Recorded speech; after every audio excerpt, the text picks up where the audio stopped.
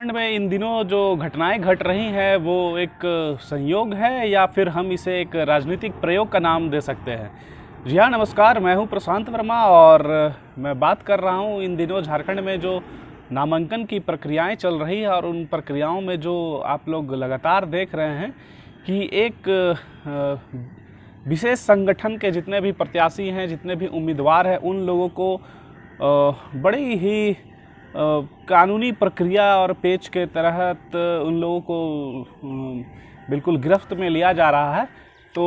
इसे हम किस रूप में नाम दे सकते हैं? इसे क्या हम एक संयोग कह सकते हैं या फिर झारखंड का नया नवेला एक प्रयोग कह सकते हैं? हालांकि ये एक नई बात नहीं है। भारत में राजनीतिक के गलियारे में अपराधीकरण को रोकने के लिए, अपराधीकरण के अंकुश लगाने के लिए ये एक प्रावधान है और बिल्कुल निर्वाचन आयोग, चुनाव आयोग बिल्कुल स्वतंत्र है ऐसे इस मैकेनिज्म को अपनाने के लिए कि क्या होता है कि अगर कोई अपराधी किस्म के व्यक्ति राजनीतिक गलियारा में अपना कद ऊंचा करना चाहते हैं या हिस्सेदारी लेकर के चुनाव लड़ना चाहते हैं तो उनके रोकथाम के लिए राजनीति में अपराधीकरण को लगाम लगाने के लिए इस तरीके का उपाय किया जाता है। लेकिन अब सवाल यहाँ पर ये उठता है कि क्या जेबी केसेस के जितने भी प्रत्याशी हैं क्या इतने बड़े संगीन अपराधी हैं? क्या उनके ऊपर इतना बड़ा आरोप लगा है कि उन्हें नामांकन दर्ज तक करने नहीं दिया जा रहा है? तो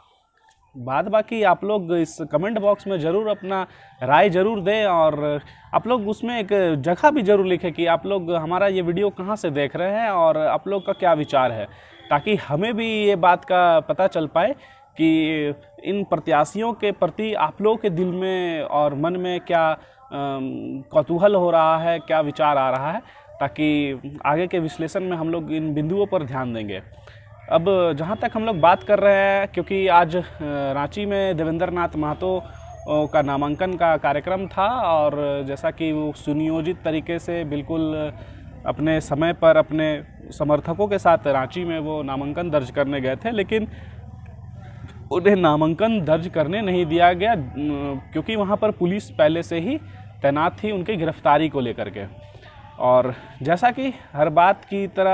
की तरह देवेंद्र नाथ महतो और उनके वकील ने भी इस बात का जिक्र किया कि उन्हें इसके विषय में पहले से कोई पूर्व सूचना नहीं थी। अब इन बातों में कहाँ तक सच्चाई है ये तो बिल्कुल वो लोग ही जानेंगे,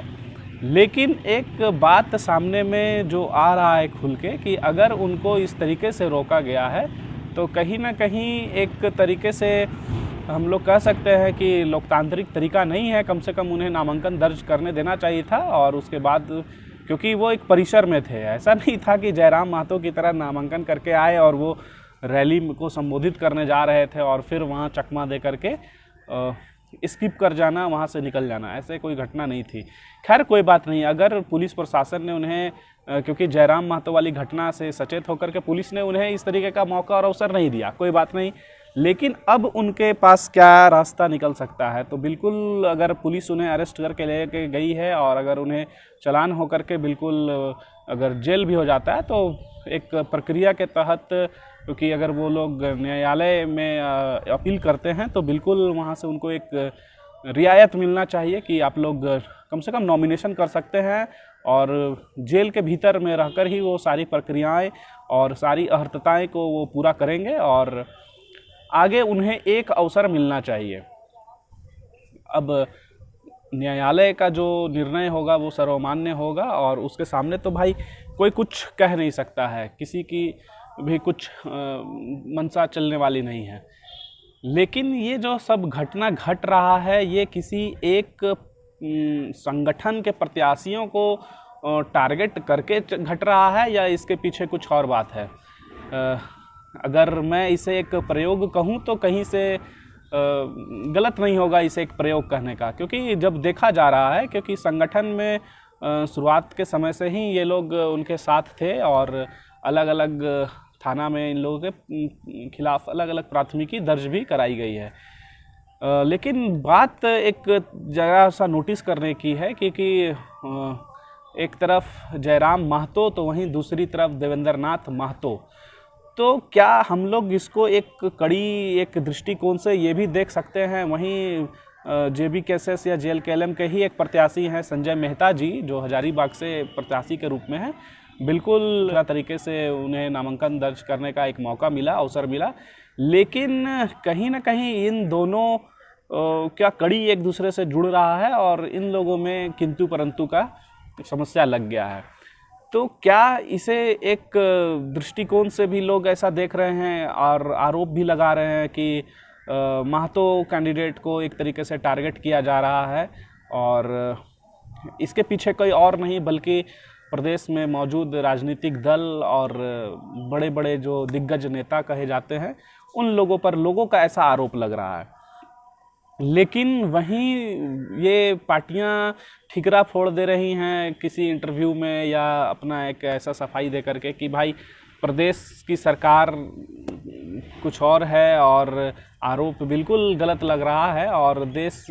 प्रदेश में अपने यहाँ जो पुलिस है वो तो राज्य की पुलिस है और पुलिस बिल्कुल अपने तरीके से काम कर रही है।